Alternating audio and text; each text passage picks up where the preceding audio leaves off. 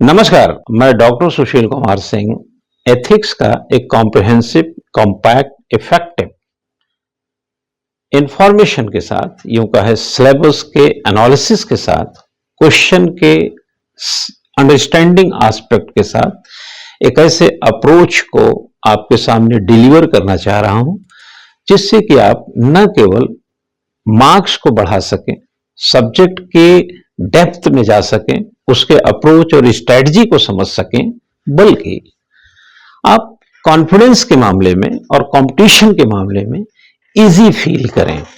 Generally मुझे general studies के सभी पक्षों पे बात नहीं करना है, हमें बात करना है जनरल स्टडीज मेंस के 4th पेपर पे, जो कि यूपीपीसीएस, यूपीएससी जहां पर आप दे रहे हैं, यह वहां से देखा जा सकता है।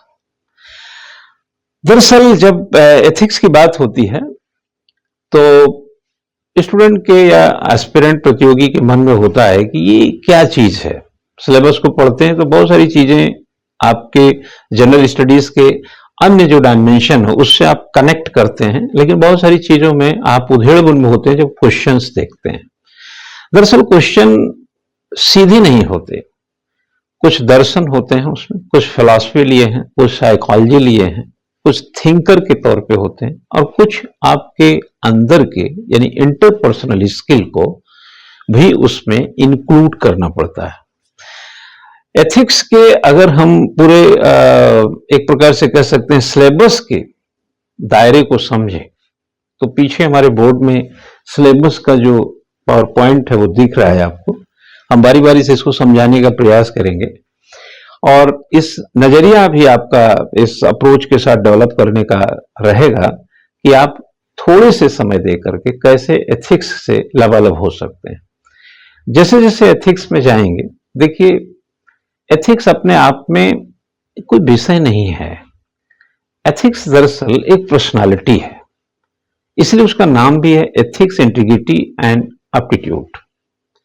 जहां आपकी अविषमता का सवाल है, जहां आपकी ईमानदारी का सवाल है, जहां आपकी नैतिकता का सवाल है। किसी की मदद आपने कभी किया होगा, किसी के काम आए होंगे, आपको सही बोलने की आदत होगी, आपको दुनिया समाज में जो घटित होता है उसको लेकर के आपके अंदर का इमोशन, सेंटिमेंट्स कहीं ना कहीं कनेक्ट करता है। और जिस तरीके का इसमें भावावेश है, आप पूरे सिलेबस के एनालिसिस देखें, पड़ताल देखें, तो ऐसा लगता है कि जैसे हर व्यक्ति की यह कहानी है।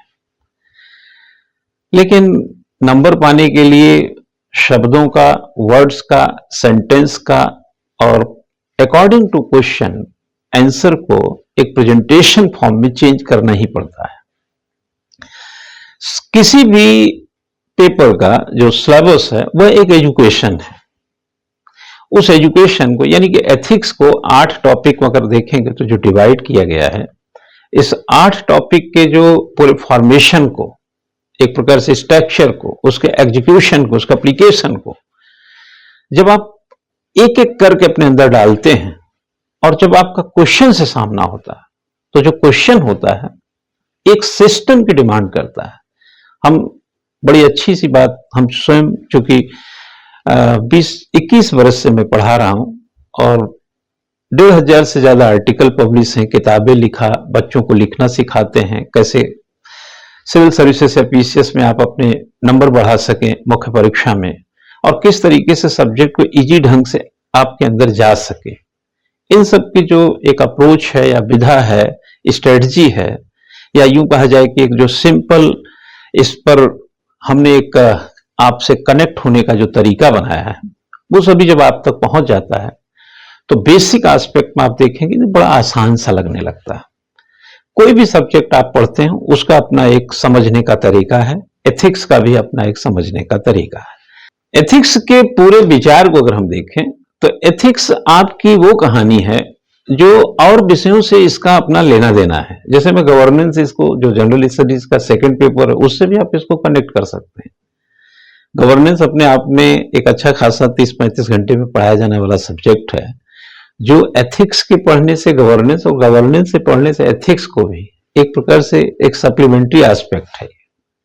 हालांकि इसका जो नैरेटिव है वो हमारे ह्यूमन लाइफ से है, हमारी दिनचर्या से है, हमारे उठन बैठन से है, हमारे सोच विचार से है, हमारे दृष्टिकोण से है, या हमारा जो ह्यूमैनिटीज एस्पेक्ट है उन सभी से है। तो एथिक्स को एक जो सिलेबस के तौर पे क्रिएट किया गया है, जो यूपीपीसीएस, यूपीएससी या जहां पर भी एथिक्स का पेपर है, उन सभी ने जो एथिक्स का पेपर बनाया है उसमें जो मैं यूपीपीसीएस यूपीएससी के हिसाब से अगर आप बताऊं तो इसमें 8 बिंदु आपको मिलेंगे, जो पर्टिकुलर बिंदु की बात कर रहे हैं, लेकिन उसको जब एनालाइज किया गया तो उसमें भी बहुत सारे और भी स्ट्रक्चरल और एप्लीकेशन वाली चीजें आपको दिखेंगी।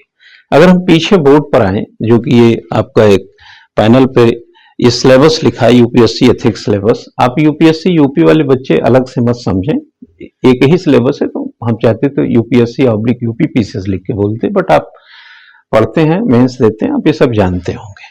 एथिक्स एंड ह्यूमन इंटरफेस, हम इंटरफेस को आप देखें तो नैतिकता और मानव अंतराफलक की बात करते हैं। कभी कभी हम अपने अंदर जब झांकने का प्रयास करते हैं, अपनी ईमानदारी को टटोलने का प्रयास करते हैं, दूसरों के साथ किए गए व्यवहार का जब एक समझने का प्रयास करते हैं, या दूसरों को व्यवहार जो हमारे प्रति है उस पर अपना एक नजरिया रखते हैं, एक अप्रोच, एक दृष्टिकोण रखते हैं, या किसी भी कृत्य के प्रति जो एक ईमानदार स्ट्रेटजी है, या जो हमारा एप्टीट्यूड एटीट्यूड है, और जो एक उसमें इंक्लूड है एथिक्स, उसके पूरे स्ट्रक्चर को अगर आप खंगाल के देखें तो हम एक ह्यूमन इंटरफेस को फेस ही करते हैं। जैसे कहते हैं ना, हमको हम ही से चुरा लो, ये फिल्मी गाना जरूर है, लेकिन जरा सोचिए कि अगर मुझ में पढ़ाने का, मुझ में लिखने का, या आपको कंपटीशन कर जाने का हुनर है, तो आप ये करने के बाद भी ये हुनर आपके पास होता है।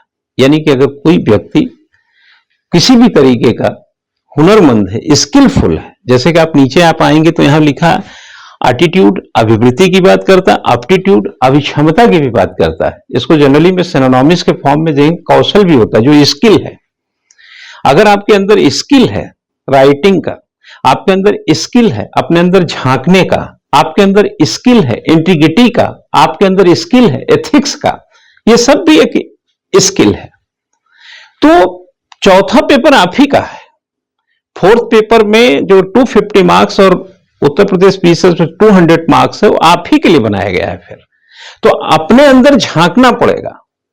जैसे हमने कहा, हमको हम ही से चुरा लो, आप अपने हुनर से लाभ भी लीजिए और आपका हुनर अपने पास रहता भी है, यानी कोई आपका फायदा उठा करके भी आपको नुकसान नहीं पहुंचाता है।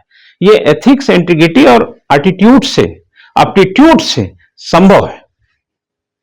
सिलेबस के एनालिसिस को देखेंगे, उसके बाद हमने ये तो बोल ही दिया आपको, एटीट्यूड, एप्टीट्यूड, इमोशनल इंटेलिजेंस, भावनात्मक बुद्धि, भावात्मक बुद्धि कहीं कहीं मिलेगा, जैसे यहां पे लिखा है, इसको भावनात्मक बुद्धि भी कह सकते हैं, है ना। ये बहुत पुरानी बातें नहीं है, 1995 में जाएंगे, गोल्डमैन थ्योरी, गोल्डमैन की बात करेंगे, जहां इमोशनल इंटेलिजेंसी वगैरह की बात आती है। बहुत मुश्किल 3 दशक पुरानी बातें हैं, लेकिन क्या इमोशनल इंटेलिजेंसी की थ्योरी भले ही 3 दशक पुरानी हो, लेकिन ये ह्यूमन इंटरफेस या ह्यूमन क्लास में तो ये रहा ही है ना। भावनाओं से सब ग्रसित हैं। आप अपने माता पिता से प्रभावित हैं, अपने समाज से प्रभावित हैं, देश से प्रभावित हैं, भावनात्मक जुड़े हैं। हर तरीके से कनेक्टिविटी में आप देखें तो इसके कई आयाम हैं, जिसमें मैं ऐसा कह सकता हूं कि आपकी समझदारी का भी एक स्तर होगा। आपकी समझदारी का स्तर और मेरा समझाने का स्तर अगर एक संतुलन में हो तो हमारे आपके बीच की कनेक्टिविटी बेटर हो सकती है। शायद देखेंगे आईआईटी वगैरह में जो एंट्रेंस होते हैं, नीट वगैरह होती है, या सिविल सर्विसेज में जो इतना बड़ा कंपटीशन है जिसमें आप जाते हैं, वो उनको जिस लेवल का व्यक्ति चाहिए उसी तरीके का सिलेबस डिजाइन किया है और उसी तरीके की समझदारी की उनको आवश्यकता है, ताकि उनको ट्रेनिंग करके काम लिया जा सके। तो वो खोज रहे हैं समझदार लोग, लेकिन वो समझदार लोग भावात्मक रूप से मजबूत भी हों, भावात्मक भी हो, क्योंकि ये समाज, ये कहते हैं ना, man is a social animal, मानव एक सामाजिक प्राणी है और समाज में रहता है और समाज की भावनाओं से युक्त रहता है और समाज की भावनाओं से वो बाहर भी नहीं है।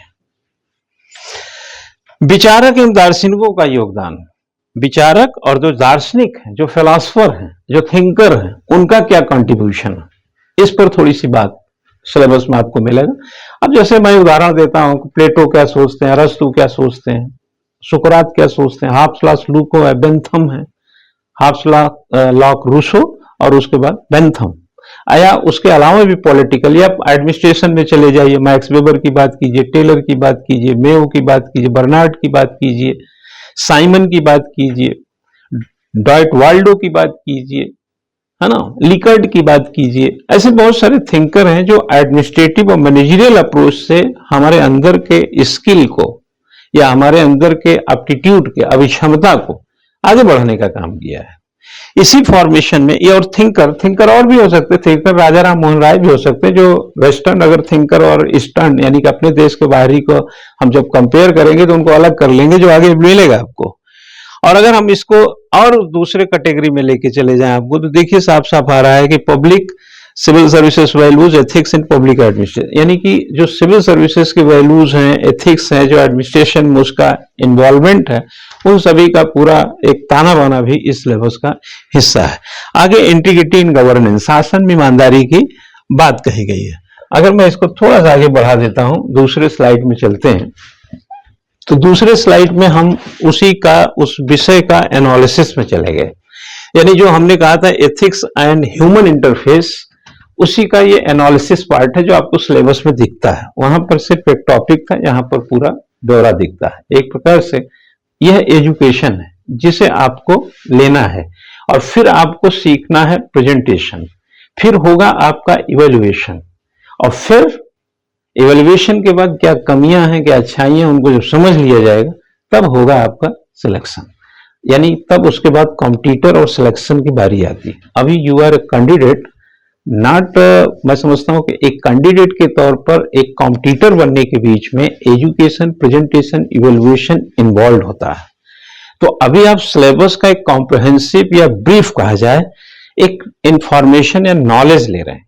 ये छोटी सी एक क्लास है जिसमें कि हम इन सब्जेक्ट्स को आपसे थोड़ा परिचय करा रहे हैं, लेकिन ये सिर्फ इंफॉर्मेशन सिलेक्शन नहीं है। इंफॉर्मेशन को कैरी करना यानी सिलेबस को समझना और सिलेबस के हिसाब से रिसोर्सेस पढ़ना और फिर प्रेजेंटेशन सीखना, और प्रेजेंटेशन के बाद जो इवेल्युएशन है, जैसे लोग कॉपी वगैरह जो चेक करते हैं तो उसमें पता कर लेते हैं कि अकॉर्डिंग टू आपने क्वेश्चन आंसर लिखा भी है कि नहीं लिखा है। बहुत सारे लोग होते हैं क्वेश्चन कुछ कह रहे हैं, लिख के कुछ आए, यानी उनको जो जानकारी वो लिख के आ रहे हैं, जो प्रश्न पूछ रहा है उससे मतलब भी नहीं, तो नंबर नहीं पाते। मेहनत पूरी होती है, पेन से स्याही भी पूरी खर्च की गई, कॉपी भी पूरी भरी गई, लेकिन नंबर नहीं मिलते हैं, क्योंकि नंबर मिलते हैं अकॉर्डिंग टू क्वेश्चन प्रेजेंटेशन पे।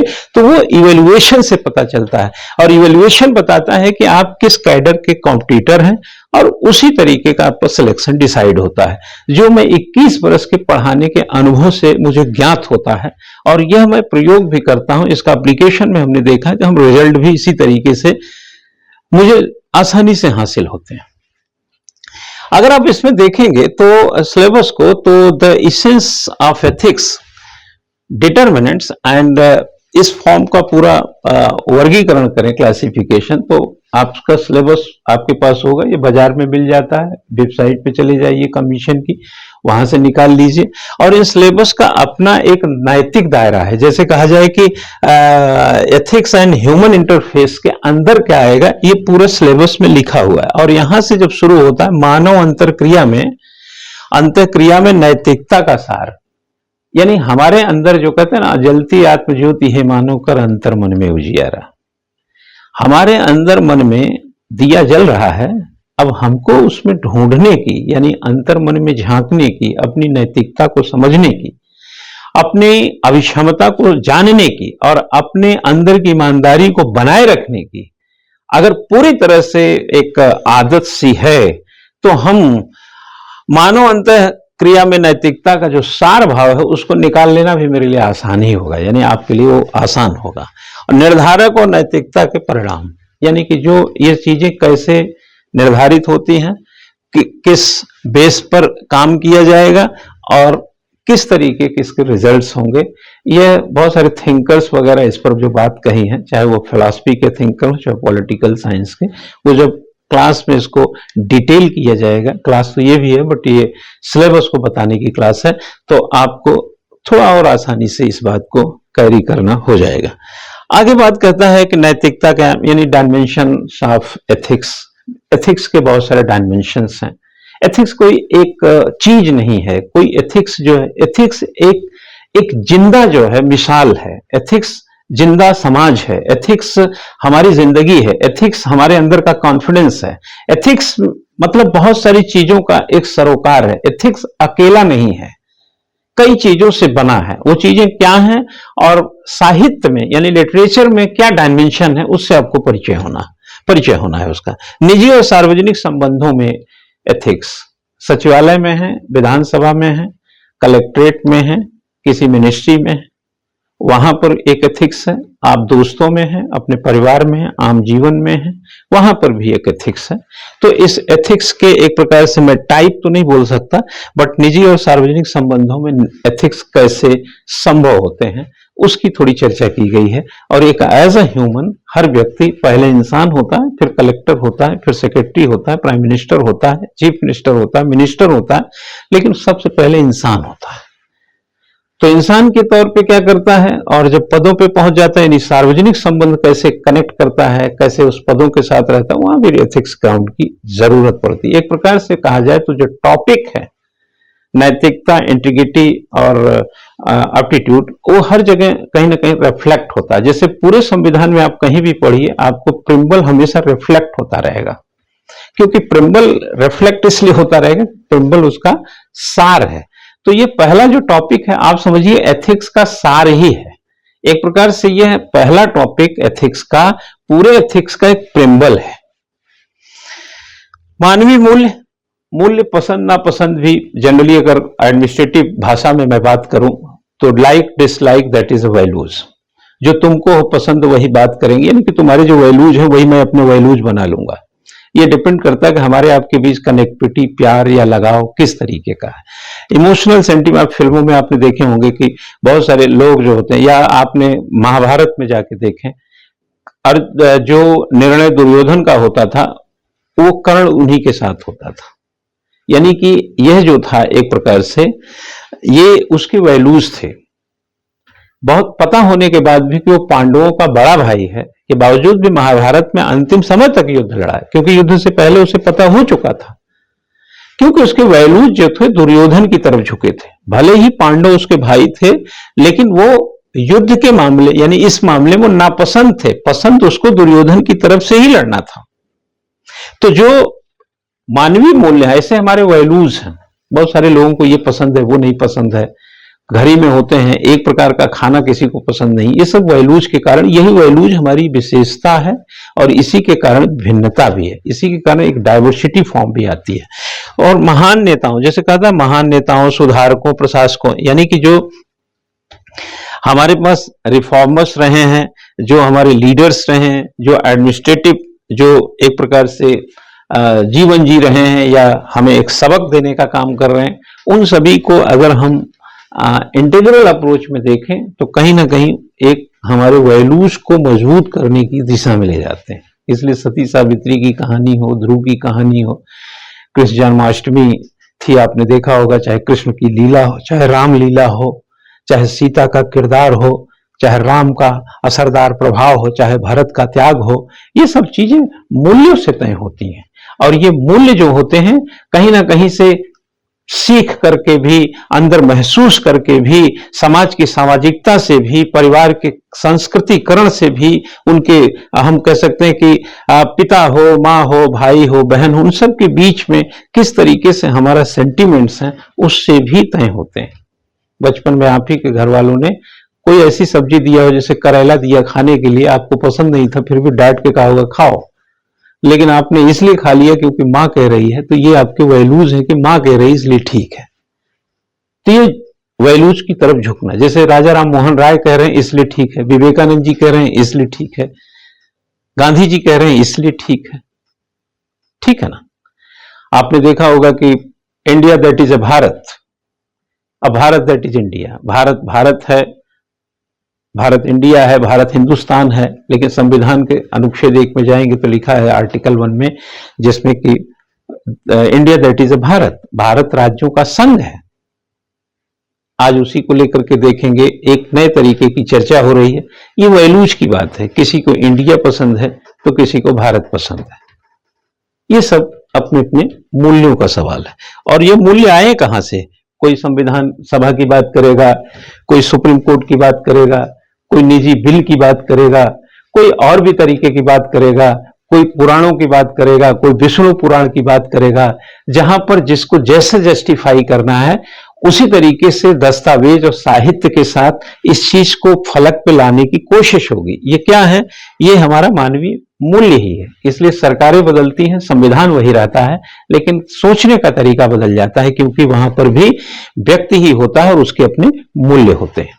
तो यह एक प्रकार से आप इंटरफेस एस्पेक्ट में चल रहे हैं। मेरा चेहरा जो है आईने के सामने उतना ही मुझे सुंदर दिखाता है जितना मैं हूं। ठीक वैसे ही जैसे आप दूसरों के सामने उतने ही सुंदर होते हैं जितना दिखते हैं। इसीलिए कहा जाए यदि आप सुंदर हैं तो सुंदर दिखिए भी, और सुंदर हैं लेकिन सुंदर दिखते नहीं हैं। आपका जो अंतर फलक है वो फलक पर नहीं है, तो लोग वो स्वीकार करेंगे जो उनको दिखता है। एक नैतिक, यहां पर अगर बात करें रोल ऑफ फैमिली सोसाइटी में, जो अभी बात कर रहा था तमाम चीजों का, एजुकेशनल इंस्टीट्यूशंस हम पढ़ाते हैं, बहुत सारे लोगों को मेरे पढ़ाने से विचार बदल जाते हैं, फैमिली विचार बदल देती है, उसमें वैल्यूज बदल जाते हैं। मतलब हमारा जो फेस है ना, वो केवल एक जगह से नहीं बना है, ये कई जगह का कलेक्शन है। ठीक है, आगे बढ़ते हैं, इसमें थोड़ा जल्दी जल्दी बढ़ जाते हैं। आगे हमने कहा एटीट्यूड की बात। एटीट्यूड में देखें दृष्टिकोण की सामग्री संरचना, अगर कंटेंट की बात करें, structure and function of the attitude, है ना। हर किसी का एटीट्यूड, जैसे क्रिकेट की भाषा में बोले तो विराट कोहली का एटीट्यूड और महेंद्र सिंह धोनी का एटीट्यूड में फर्क है। जबकि दोनों क्रिकेटर हैं, दोनों भारत के कप्तान रहे, दोनों रन बनाते थे, धोनी वगैरह तो नहीं है। तो ये क्या होता, पिच पर आपने देखा होगा दोनों का एटीट्यूड भिन्न होता है। ऐसे बहुत सारे लोग आपको समाज में मिलेंगे जो अलग अलग एटीट्यूड के होते हैं। तो एटीट्यूड का कि जो एक प्रकार से कहा जाए कंटेंट क्या है, उसका स्ट्रक्चर क्या है, फंक्शन क्या है, ये आपको समझना है। आगे कहता है कि influence of attitude in through and behaviour, thought and behaviour. अगर हम बात करें influence of attitude in thought and behaviour, कहता है कि मनोवृत्ति का विचार और व्यवहार पर प्रभाव बिल्कुल है। तो यह चीज हम पढ़ते हैं एटीट्यूड के अंतर्गत। आगे पढ़ते हैं relation of attitude to thought and behaviour, यानी कि दृष्टिकोण का विचार और व्यवहार से संबंध। जाहिर सी बात है भाई, रामकृष्ण परमहंस के साथ अगर विवेकानंद जी थे तो उनके विचारों का प्रभाव तो था ना। ऐसे सुकरात, अरस्तु, प्लेटो कहीं ना कहीं दूसरे को प्रभावित किए होंगे ना। ऐसे हमको बहुत सारे शिक्षकों ने प्रभावित किया, मैं आपको प्रभावित कर रहा हूं। ये तो परंपरा है, ये कल्चराइजेशन है, ये चलता रहेगा। मेरे पिताजी ने मुझे कुछ सिखाया, मैं अपने बच्चों को सिखाऊंगा, वो किसी और को सिखाएगा, चल रहा है, ये क्रम बना रहेगा। ये सब अंदर की बात है। मैंने बोला क्या, सब अंदर की बात है। आप कहते ना mass communication skill including personal skill aspect को लेके चले, यानी कि जो खता तो तब हो जब हाले दिल बयां करें। जब आप बोलेंगे तभी पता चलेगा कि सही है कि गलत है। अगर आपने किसी को गाली दिया तो खता हो गई, गाली जानते थे पर दिए नहीं तो खता नहीं हुई। तो खता तो तब है जो हाले दिल बयां करें, राइट। तो हमारे अंतर फलक में, हमारे मन में, अंतः मन में, चेहरे पे वही एक्सप्रेशन आता है जो हम सोचते हैं। भूखा व्यक्ति चेहरे पे खाया पिया कैसे रिफ्लेक्ट करेगा, और खाया पिया व्यक्ति कैसे भूखा रिफ्लेक्ट करेगा। आत्मविश्वास से भरा व्यक्ति कैसे चेहरे पे मायूसी लाएगा, और मायूस व्यक्ति कैसे चेहरे पे आत्मविश्वास लाएगा। मेरे भाई, दिखता वही है जो अंदर से होता है। विचार बढ़िया तो चेहरे पर रोशनी होगी, विचार खराब तो चेहरा मुरझाया होगा। ठीक है, तो किसी को कहते हैं ना कि बुरा मत मानिए, एक बात कहने जा रहे हैं, वो कह तो देता है कि ठीक है कहिए, लेकिन बुरा बोलेंगे तो बुरा लगता है। उसके हाव भाव से, उसके चेहरे से, उसके रिफ्लेक्शन जो होंगे उससे पता कर सकते हैं कि आपकी बात उसको अच्छी नहीं लगी है। सबका सरोकार संबंध लेना देना है। एटीट्यूड बड़े काम की चीज है। ठीक है, आगे नैतिक और राजनीतिक दृष्टिकोण, मॉरल एंड पॉलिटिकल एटीट्यूड्स। आगे चल के देखें सोशल इन्फ्लुएंस एंड इस पूरे फॉर्म को देखेंगे तो ये सब चीजें एटीट्यूड से ही डिफाइन और डिसाइड हो रही हैं। ठीक है, तो एटीट्यूड भी क्या है, जैसे हमारे यहाँ किडनी है, लीवर है, बहुत सारे आइटम शरीर में फिट हैं, वैसे पर्सनालिटी में भी बहुत सारी चीजें फिट हैं। एथिक्स फिट है, इंटीग्रिटी फिट है, एटीट्यूड फिट है, एप्टीट्यूड फिट है, एक अप्रोच है, स्ट्रेटजी है, गुड लाइफ है, कॉन्फिडेंस है, नेसेसिटीज हैं, प्रायोरिटीज हैं, पर्सनालिटी है, सब कुछ फिट है। बस चला समझने की जरूरत है कि कहां पर हिट होने के लिए क्या चीज इंप्लीमेंट करना है, कौन सी चीज को अप्लाई करना है। अगर एप्लीकेशन आप सीख गए तो खता कितना करेंगे, जितना जरूरत है। सवाल पूछ रहा है इतना, बता रहे इतना, यार क्यों, किस बात के लिए, बड़ा ज्ञानी हो इसलिए नहीं। प्रश्न का सही उत्तर देना सिलेक्शन का सबसे बड़ा आधार है। सिर्फ इंफॉर्मेशन और नॉलेज को लेना समय की बर्बादी भी है और सिलेक्शन से नाता भी नहीं होता है। तो पहले विषय के गंभीरता को, विषय की गहराई को आंकिए, समझिए, एजुकेशन लीजिए, फिर प्रेजेंटेशन, इवेल्युएशन, फिर जाइए कंपटीशन में। आगे देखते हैं एप्टीट्यूड। जो एटीट्यूड था, मैं थोड़ा एप्टीट्यूड फॉर्म में बात करता हूं। इसको अगर एक्सपोज करूं तो सिविल सेवा की योग्यता और मूलभूत जो मूल्य है, इंटीग्रिटी की बात करूं, अगर मान लिया आपको एक आईएएस ऑफिसर बनाया जाए और आपकी अभिरुचि हमको पता है कि भाई गरीबी दूर करना है, अशिक्षा दूर करनी है, कानून व्यवस्था ठीक रखना है, और आपकी अभिरुचि क्या है कि हमें तो अटैची लेना है, हमें तो रिश्वत लेना है, हमें तो फार्म हाउस बनाना है, हमें तो ट्रक खरीदना, हमें तो पेट्रोल पंप खरीद, तो यार ये तो अभिरुचि गड़बड़ हो गई ना आपकी, ये तो अपोजिट चली जाएगी। तो आपकी ये तय कैसे होगी, बिना ईमानदारी के। ईमानदारी, आप अगर आप निष्पक्ष हैं, गैर पक्षपात हैं, आपकी अभिक्षमता सराही जाएगी, आपको अच्छा माना जाएगा। आप जन सेवा के प्रति समर्पण हैं, यानी कि आपका जो कमिटमेंट है, डेडिकेशन, आप पब्लिक सर्विस है, तो आप बहुत बेहतर इंसान और प्रशासनिक अधिकारी के तौर पर गिने जाए। हालांकि है नहीं, लेकिन मैंने बोला ना कि रिफ्लेक्ट वही हो। जैसे चाय बन रही है और चाय बन रही है और चाय पीने का आपका मन है, तो चाय बनने मात्र से पिए नहीं है, चाय का जो एक रिफ्लेक्शन आ रहा है आपके बॉडी पे, आपके चेहरे पे, कि अभी चाय मिलने वाली है। वैसे कह रहा हूं कि आप एडमिनिस्ट्रेटिव अफसर हैं नहीं, बट जो जन सेवा का मन है आपका, उसका जो रिफ्लेक्शन है कि बात बनेगी तो हम भी कुछ करेंगे, ये वाला जो संदर्भ है, ये सब चीजें आपकी अभिक्षमता का हिस्सा है। इसमें आगे चल के समाज के कमजोर वर्गों के प्रति सहानुभूति, सहिष्णुता और करुणा, ये सब तो रखना ही चाहिए। भाई गरीबों को देखकर दया नहीं करेंगे, भाई कोई गरीब तो पैदा हो सकता है लेकिन गारंटी नहीं वो गरीब ही रहेगा। बहुत सारे लोग देश में गरीब ही पैदा होते हैं लेकिन अमीर हो जाते हैं। रिसोर्स उनके फेवर का हो गया, सुविधा उनकी फेवर की मिल गई, अवसर उनके लिए उपलब्ध हो गए, निकल गई उनकी गाड़ी, आगे बढ़ गए वो। कई लोग हैं बेचारे जो बहुत मेहनत किए, बड़ी ईमानदारी से लगे रहे, बड़े एथिक्स का भी पालन किया, बहुत अच्छे एटीट्यूड, बड़े अच्छे एप्टीट्यूड के साथ रहे, नहीं मिल पाया अवसर, नहीं बढ़ पाए आगे। लेकिन इसका ये मतलब नहीं है कि समाज में राइट टू इक्वलिटी को लेकर के या अन्य प्रकार के जो उनके लिए बना है चीजें, उससे आप उनको वंचित कर देंगे। कहीं ना कहीं करुणा की भावना हो, सहानुभूति की भावना हो, मदद करने की भावना हो, कमजोर के प्रति आपका नजरिया बेहतर होना चाहिए, क्योंकि आप कुछ कर सकते हैं, क्योंकि आप एथिक्स से भरे हैं, आप ईमानदारी से भरे हैं, आप एटीट्यूड वाले हैं, आप एप्टीट्यूड वाले हैं, आप किसी पद पर हैं, आप सर्विस देने वाले हैं। तो आपको कम से कम ऐसे लोगों को नजरअंदाज करके, कुचल करके आगे नहीं बढ़ना चाहिए। तो जरा सोचिए कि आपने मंदिर में जब कभी गए होंगे, अब बाहर निकले तो किसी को 1 रुपया दिया होगा, कभी किसी महिला को बस पे खड़ी थी आपने अपना सीट भी दिया होगा बैठने के लिए, कभी किसी बच्चे को लिफ्ट दे दिया होगा, स्कूल जा रहा था अपने एक्टिवा पे दे दिया होगा। आपने कुछ न कुछ ऐसा करते ही रहते हैं, कर रहे होंगे, बस इसी को बरकरार रखना है। आगे देखते हैं भावात्मक बुद्धि, जिसकी थोड़ी सी बात की। भावात्मक बुद्धिमत्ता के कंसेप्ट ऑफ इमोशनल इंटेलिजेंस और प्रशासन में, शासन में बुद्धिमत्ता में उपयोगिता, ये सब तो रहता है। कहते हैं ना कि आपने कभी किसी डीएम को देखे होंगे, कोई जमीन पे बैठ करके किसी बुजुर्ग महिला से बात करने लगता है। हम ऊपर उठा नहीं सकते किसी को, तो झुक तो हम सकते ही हैं।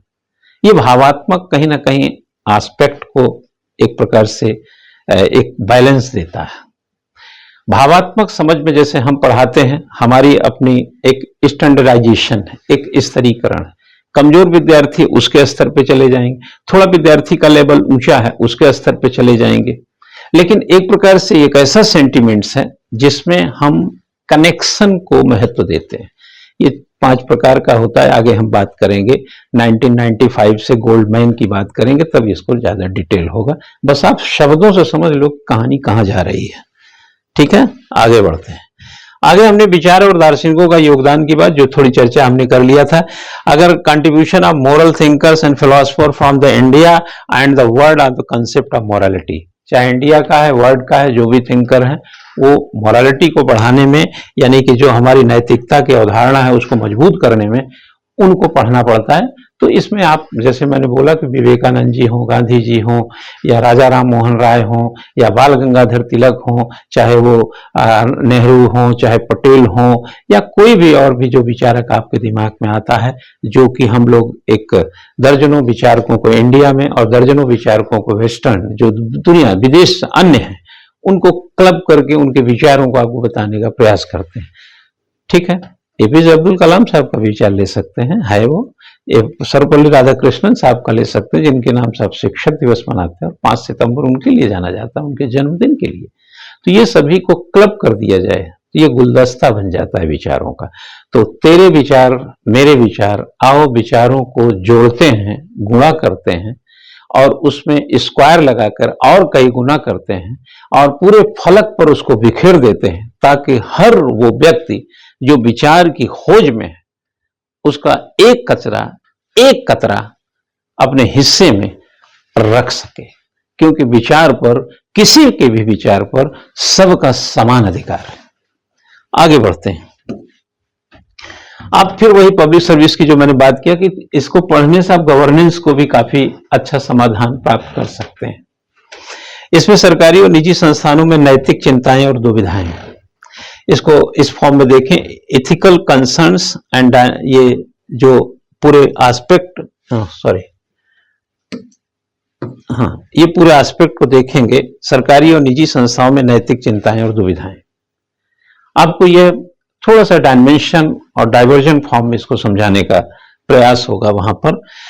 और आगे कहता है नैतिक मार्गदर्शन के स्रोत के रूप कानून, नियम, विनियम और विवेक, यानी कि लॉ है, रूल है, रेगुलेशन है, आपका जो समझ है, सोच है, वो किस तरीके का एक सोर्स के रूप में काम करता है, इसको इकट्ठा करना और समझना। जवाबदेही और नैतिक शासन की बात करता है, accountability and ethical governance, responsibility है, अकाउंटेबिलिटी है, ये सभी चीजें जो कहते हैं ना कि हमने जो कसम खाई थी उसको निभाने की बारी आई तो हमने उसको शब्दांशतः पूरा कर दिया, हमारी अकाउंटेबिलिटी तय हो गई।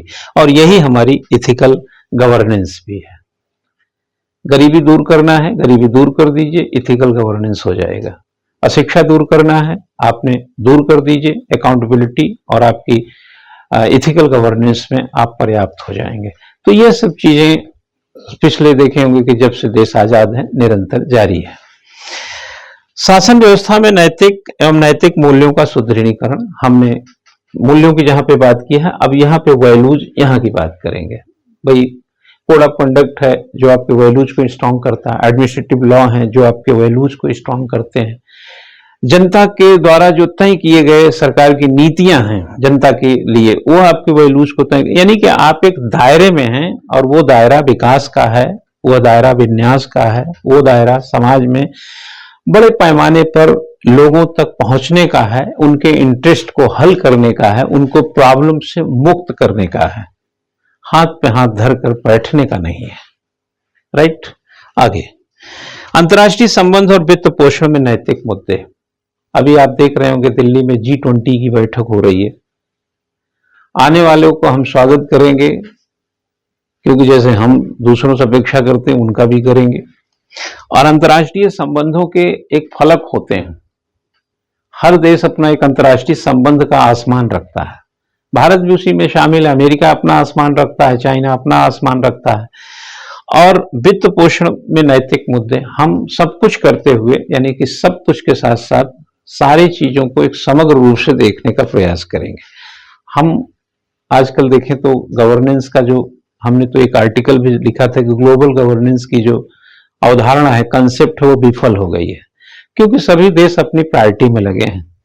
रशिया को अपनी प्रायोरिटी तय करनी है, चाइना को अपनी प्रायोरिटी तय करना है, यूरोपीय देश को अपनी प्रायोरिटी तय करनी है, अमेरिका अपने में रहेगा, बाकी और जो देश दुनिया के लोग हैं वो अपनी अपनी प्रायोरिटी तय करने में लगे हैं। तो फिर क्लाइमेट चेंज से जो प्रॉब्लम्स आ रही हैं, जो 2050 तक 2 अरब लोगों को एक्स्ट्रा भोजन चाहिए, जो अभी भी 3 से 12% रिपोर्ट ये कहती है कि 3 से 12% उत्पादन में गिरावट हो रही है, और आप जिस तरीके से 83 करोड़ लोग भुखमरी के कगार पर है पूरी दुनिया में, 19 करोड़ भारत में हैं, गरीबी रेखा के नीचे हैं, यानी कि कहने का मतलब है कि हम उस फलक के आसपास के साथ साथ हम इस तरीके की जो समस्या है, जैसे कि इसमें कहा जाता है वित्त पोषण में नैतिक मुद्दे, लेकिन यहां पर हम कहते हैं जैसे खाद्य की बात की जाए, गरीबी की बात की जाए, तो हम $3 ट्रिलियन की अर्थव्यवस्था है, चाइना 14 ट्रिलियन यानी कि $14 ट्रिलियन की है, अमेरिका 20 ट्रिलियन का, और हम 3 ट्रिलियन में। तो 3 से 5 कब होंगे, 6 कब होंगे? तो यह हमारे इथिकल एक इश्यूज तो हैं हमारे सामने। तो हमारे जो इंटरनेशनल रिलेशन होते हैं, चाहे मेक इन इंडिया का इन्वेस्टिंग एस्पेक्ट हो कि हमारे यहाँ हो, चाहे हमारे यहाँ टूरिज्म बढ़ाने की बात हो, हम अभी देखे G20 के 19+ यूरोपीय संघ के देशों का जो एक जमावड़ा है दिल्ली में, कहीं ना कहीं यह वही फलक है जहां से हम इथिकल ग्राउंड पे न केवल मजबूत होंगे बल्कि इथिकल गवर्नेंस के पॉइंट ऑफ व्यू से भी अपने को अग्रेसिव प्रोग्रेसिव करेंगे। क्योंकि पैसा होगा तो वित्त पोषण में वित्त से मदद मिलेगी, और वित्त से कहते हैं कि वित्त बगैर ऊर्जा नहीं, ऊर्जा बगैर कुछ नहीं। तो फाइनेंस ही एनर्जी है और एनर्जी ही लाइफ है, तो पैसा तो चाहिए। और अंतर्राष्ट्रीय संबंध इसमें कहीं ना कहीं एक सरोकार रखते हैं, एक जगह रखते हैं। फिलहाल आगे बढ़ते हैं। शासन में ईमानदारी, सब बातें कर चुका हूं मैं, ये सब सिर्फ टॉपिक में लिखा है। राइट टू इंफॉर्मेशन, हम आपके काम में झांकेंगे कि आप काम कहाँ कर रहे हैं, कितना कर रहे हैं, ईमानदारी से कर रहे हैं कि नहीं। अगर आप बस जान लेंगे और कुछ जो हो सकता है एज ए पब्लिक सोचेंगे। नैतिक आचार संहिता, कोड ऑफ एथिक्स की बात किया जाए, जो कोड ऑफ कंडक्ट वगैरह, और बहुत सारी और भी चीजें मैं आपको, चाहे संयुक्त राष्ट्र संघ की बात है, चाहे विदेशों में कैसे सिविल सेवकों को लेकर के एथिक्स के कोड बनाए गए हैं, यानी आचरण के लिए नियम बनाए गए, उन सब की भी चर्चा इसमें होती है। आगे सिटीजन चार्टर की बात करेंगे, या वर्क कल्चर की बात करेंगे, क्वालिटी ऑफ सर्विस डिलीवरी की बात करेंगे, यूटिलाइजेशन ऑफ पब्लिक फंड्स की बात करेंगे, चैलेंजेस ऑफ करप्शन की बात करेंगे। ये सब तो हमारे यहाँ है ही, प्रॉब्लम तो अभी भी है, तो इन सभी की हम बात करते रहेंगे। और साथ में हम ट्रांसपेरेंसी की बात करेंगे। ट्रांसपेरेंसी जो शब्द है बच्चा, ये गवर्नेंस में बड़ा इंपॉर्टेंट है। ई गवर्नेंस ट्रांसपेरेंसी को ज्यादा बढ़ावा दिया, इससे फर्क पड़ा है। शासन और ईमानदारी का दार्शनिक आधार, ये तो philosophical basis of government and integrity कह सकते हैं, ठीक है।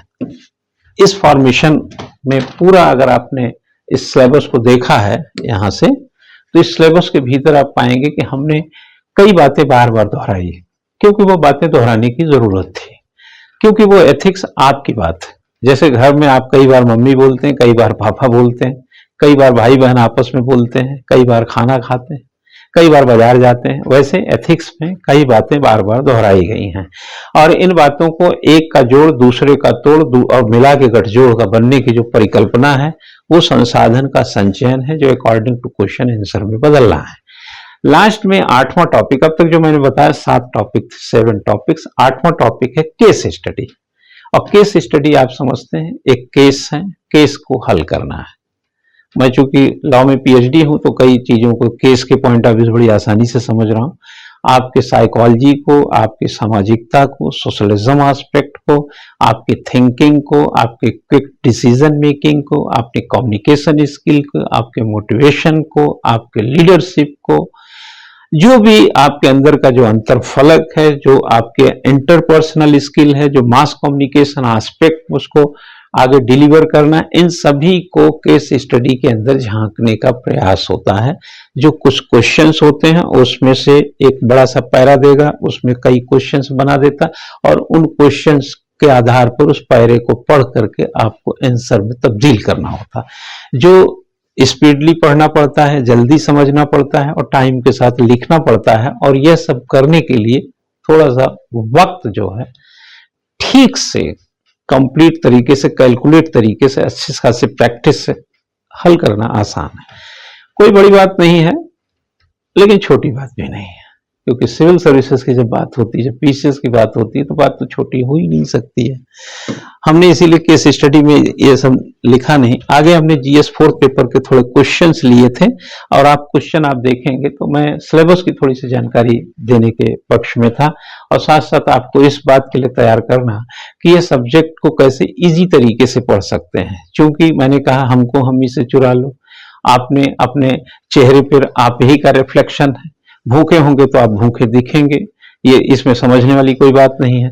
आपका अंडरस्टैंडिंग लेवल, आपके इंटीग्रिटी लेवल, आपका एथिक्स लेवल, आपका एप्टीट्यूड का लेवल, आपका एप्टीट्यूड का लेवल, आपका इमोशनल सेंटिमेंट्स हो, आपका सहानुभूति वाला आचरण हो, आपका दूसरों के प्रति दया वाली भावना, ये सब चीजें टटोलने के दायरे में, यही सब प्रश्न के दायरे हैं। आप इंडियन नेशनल मूवमेंट पढ़ते हैं, बहुत सारे थिंकर पढ़ लेते हैं जिनका आजादी में योगदान है। आप अगर पॉलिटिकल साइंस के स्टूडेंट हैं तो बहुत सारे थिंकर पढ़ लेते हैं। आप पब्लिक एडमिनिस्ट्रेशन के स्टूडेंट हैं तो बहुत सारे थिंकर पढ़ लेते हैं। आप सोशियोलॉजी के हैं, बहुत सारे थिंकर पढ़ते हैं। साइकोलॉजी के हैं, बहुत सारे, यानी कि जो जहां से जवाब को तैयार कर सकें। ये संसाधनों के संचय और संसाधनों के विस्तार हैं, ये रिसोर्स के विस्तार हैं। बात बड़ी नहीं है, बात को बृहत बनाने का प्रयास कीजिए। पढ़ना बड़ा नहीं है, लेकिन बड़े दिखें आप। छोटे से, कहते हैं कि छोटी सी गुड़िया की लंबी कहानी। 8 टॉपिक एथिक्स की थोड़ी लंबी कहानी है, बट है अच्छी कहानी। ये क्वेश्चन है, ये क्वेश्चन आप बच्चा उसमें जाके देखना पेपर वगैरह में, तो आपको ये सब का बहुत अच्छा एक आइडिया आ जाएगा। और मैं अगले कोई सेशन में क्वेश्चन का और डिटेल करूंगा, क्योंकि उसमें क्वेश्चन के हम वर्ड के साथ, इसके प्रेजेंटेशन के साथ, इसकी कह सकते हैं कि स्ट्रक्चर के साथ, कि कैसे स्ट्रक्चर बनाए जाते हैं, उन सभी के साथ आपको हम नेक्स्ट किसी लेक्चर में फिर मिलेंगे। आज के लिए सिलेबस की इस कह सकते हैं कि पहचान वाले क्लास में, आइडेंटिफाई करने वाले क्लास में, अंडरस्टैंड करने वाले क्लास में, या यूं कहा जाए अप्रोच और स्ट्रेटजी को डिलीवरी करने के पॉइंट ऑफ व्यू से, एक ब्रीफ तो नहीं कहेंगे, थोड़ा ठीक ही ठाक लंबा हो गया है, लेकिन मैं समझता हूं कि ये क्लास आपको थोड़ी लाभकारी सिद्ध होगी, सिलेबस समझने में मदद मिली होगी, और जनरल स्टडीज के मेंस के 4th पेपर के लिए आपको क्या करना चाहिए, थोड़ी जानकारी और बढ़ी होगी। क्या से रिसोर्स होंगे, क्या नोट्स होंगे, क्या संसाधन होंगे, कैसे लिखेंगे, क्या क्वेश्चन होंगे, ये हम नेक्स्ट क्लास में आपसे फिर मिलेंगे तो बताएंगे। Thank you very much.